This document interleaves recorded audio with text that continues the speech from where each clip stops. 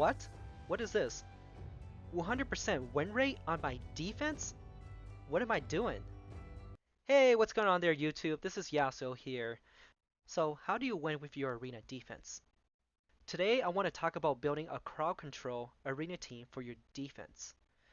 To do this, I'll be giving you 3 examples for building a crowd control team. First off, what is crowd control, or CC?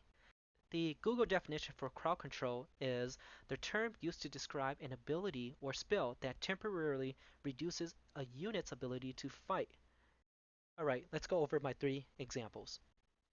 In the first one here, I'm running Gorgorab, Umbreon Enchantress, Elhane, and Kel. And yes, I do know, my Kel is not 6-star. Let's take a look at how I'm doing on my defense. Not too shabby, right? It's undefeated at this tier. Now, for this team, what I want the team to be able to do is to put up some crowd control on the enemy team so that my Elhane and Kel can do their thing, whether that's nuking the enemy team or just putting out damage. To be able to do what I just said, you need 2 things on your CC champion. That is speed and accuracy. When you build your CC champion for this, you want to choose on balancing both speed and accuracy. This is because you want to go first and you want this champion to hit its CC. So don't worry about the damage. That's not the role of the CC champion. After the CC champion goes, then your buffer gets their turn. In my case, it's Gorgorab. He gets his turn and puts up increased attack and boosts the turn meter. And then Elhane and Kel puts out damage. So the rotation of my team looks something like this. Umbreon goes, puts up CC, Gorgorab puts up buff and boosts his turn meter, Elhane puts out damage, and Kel puts out damage. You can also go Gorgorab first, Umbreon second, and then Elhane and Kel.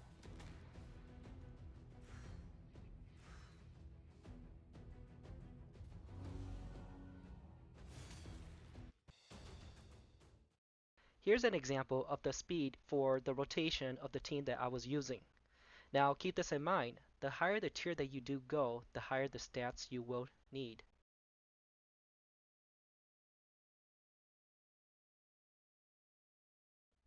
So why is this team hard to beat and why am I winning so much?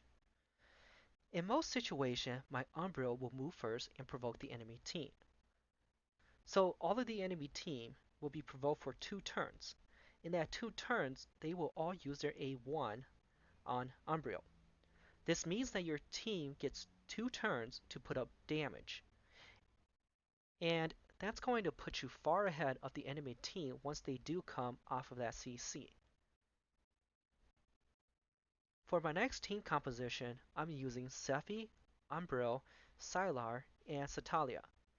Now, this team is full of CC. My rotation looks like this. Sephi goes first, puts a buff, and boosts his turn meter. Satalia then gets her turn, removes all buffs on the enemy team, decreasing the enemy team's turn meter while increasing your team's turn meter. And then Umbreon comes in and she provokes all of the enemy champions and putting up that CC. Then finally, Sylar comes in and further decreases the enemy's turn meter and puts up decreased speed debuff. The concept of the team is to remove the enemy's buff as soon as you can. That's why I have Satalia moving right after Sephi's buff. This is in case the enemy team has a shield set or an immunity set. You want to get rid of these before you put up any CC on the enemy team. Plus, in addition to this, you get to delay the enemy team from getting their turn because Satalia decreases their turn meter. And of course, after this, Umbreon comes in and provokes the enemy team for 2 turns. And then Sylar does her thing and decreases the enemy's team's turn meter and making them a lot slower. This team, however, doesn't do damage, but instead it is a team that is built to slowly kill off the enemy team. Trust me on this, it'll drive the attacker nuts. Because their team becomes slow, they get CC, buffs that they might be able to sneak in on their team will get stripped from Satalia, plus they can't CC you back due to Sephi, and they're going against a fast team. Now that Sephi also puts up that increased speed buff, it will drive the attacker nuts. Now, the reason I use these first two examples is because these teams will get attacked. A lot of attacks will help you accumulate arena points. When you get a lot of attacks on your arena defense and you're actually winning them, it will help you accumulate arena points. It's a great way to move up the tiers without using or buying refills. In a previous video, I talked about luring and baiting people into attacking you. Using champions like these, or not putting up like the god tier type of arena defense, it will get people to attack you and help you accumulate these points when you lure them into attacking you. An example of a champion that works great in a crowd control team is none other than Torment. But if you put Torment in and your arena points are not high yet, as in the upper Go 4, then people don't really attack you. And that's probably just because you have Torment on your team, and it could just be that they don't want to have to deal with Torment. When people don't attack your defense, then it limits your arena point accumulation.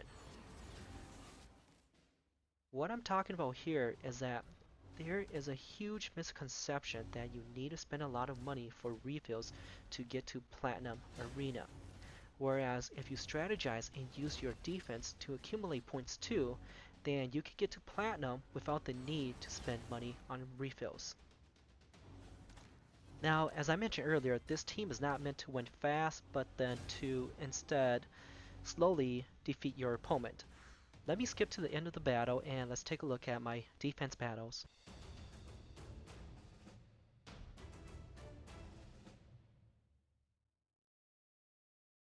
Here's the team that I was just using for my arena offense. Again, for my defense, I am setting the same team. Here's a history of my arena defense battle.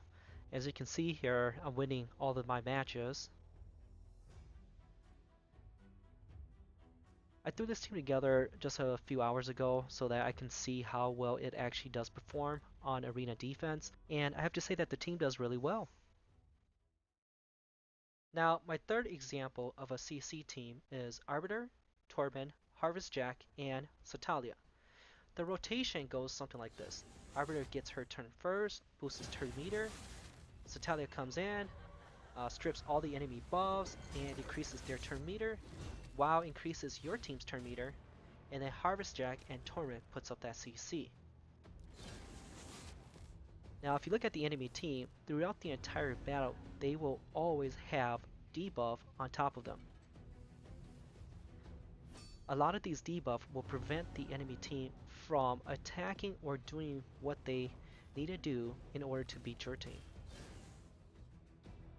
Now, if you're wondering on why I would go into an arena offense battle with my arena defense team and click on auto, then my answer to you is that when you bring your arena defense team into offense and you click on auto, you get to see what skills your champion prioritizes, and you get to see how your team behaves on auto. This is very important to do when testing out how good your arena defense is. Alright, and let me skip to the end of this battle here. The CC team takes a long time to win their battle, but then again, they do it in a very slow and painfully way. In my third example here, this is my team's rotation. The reason why I keep talking about rotation throughout this video is that it is very important to speed tune your champions so that they get their turns in the order that you need for your rotation to work. If you don't speed tune your team, then their turns get out of order, and it makes your team not have any synergy. And also, the team does not function well. Or if I don't speed tune and Satalia gets her turn last, if I get into a battle where the enemy team has immunity set on and all their champions are blocking debuffs, and then my Torment and Harvest Jack gets their turn before Satalia and tries to put up their debuff, and all of those are going to get blocked. When that happens, it messes up your entire team, and you don't want that to happen. Alright, that's all I have for today. If you stuck around this long with me in the video, then I really thank you for that. Also, before I forget, if you haven't yet, please like the video and subscribe to my channel. And let me know if you have any questions for me in the comments below. Thank you, and I'll see you in the next video.